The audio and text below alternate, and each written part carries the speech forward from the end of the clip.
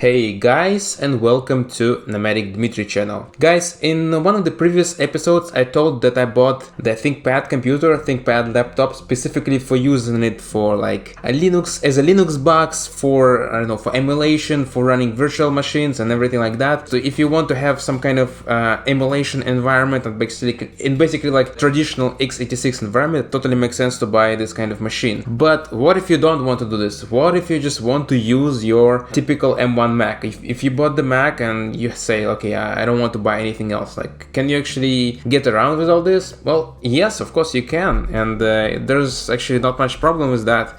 It's just it will not work as efficiently as it will work in this ThinkPad machine, but you can use it. And specifically, it's good for the retro gaming. That's why I feel like retro gaming on M1 is actually quite good. I have an article on Medium about that, link is gonna be in the description, and it actually provides you all the options that you're gonna use. For example, one of the options, of course, is a DOSBox, and I have DOSBox running right here, guys.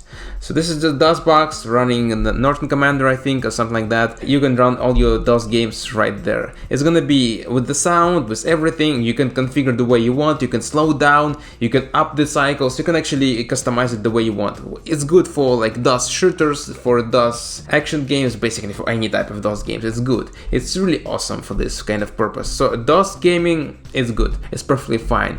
What about macOS 9 classic gaming, guys?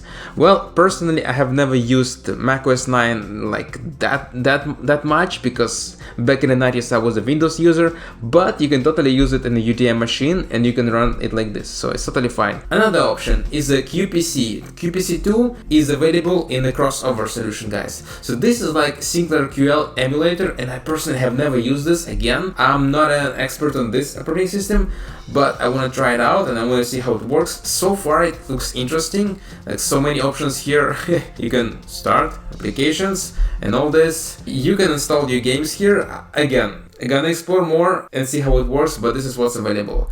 And I've heard this could be used for games. So, but back in the day, I was actually gaming a lot in Sinclair. So if you guys know if it's possible to use this one for Sinclair games, let me know, because I'm still not sure about that. So this is another emulator available, and of course the main solution, guys, the main solution I believe is gonna be the crossover. Here it is. I actually bought the crossover and I installed some stuff here. For example, the Hacknet on the Steam. It actually works fine. I installed some Total Commander, Notepad++ for some experimental stuff, but for gaming you can totally use crossover and all those 90s games. So crossover, comparing to Wine solution, it's actually based on Wine, right? But crossover actually has all the components that helps you to create the environment for your games and programs. It actually, when you select a program, like for example install Windows application, and if you type it, like Steam for example, and if you click continue, it's actually going to show you the install options it's going to take. So it's going to install Steam and it's going to install core fonts. This is actually really good because it lets you know what kind of libraries are going to be installed and what's going to be downloaded. So it's actually good. You can actually run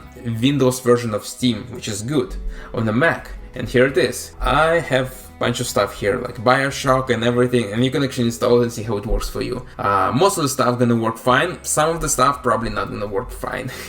But Hacknet, for example, this game, I actually love it, and I'm playing this one, and it's actually fine. Totally running fine on my M1 Mac, without any problems. So all those options are available here in this article with the download links. And the crossover, guys, it's right now I believe it's $20, but you can find some discount codes and it's gonna be even lower. So $20 for a solution, but I think it's like just only for 1 year. If you want to actually have a one-time payment, it's gonna be much more. But if you want it for 1 year and just gonna try it, how it works for you, totally fine at $20. And this is how it works, guys. So there are solutions available on your M1 Mac. You can try it, totally fine to just play around. But of course, the separate solution, which is x86 machine or PowerPC machine, is gonna be much better for all this, because it actually gives you some kind of feel of this with the past. Because M1 Mac is like it's for the modern stuff mostly, but you can try it out and you can see how it works for you. So thank you for watching. Bye bye. See you soon, and please press the like button and subscribe. It's gonna be quite helpful. Thank you guys, and bye bye.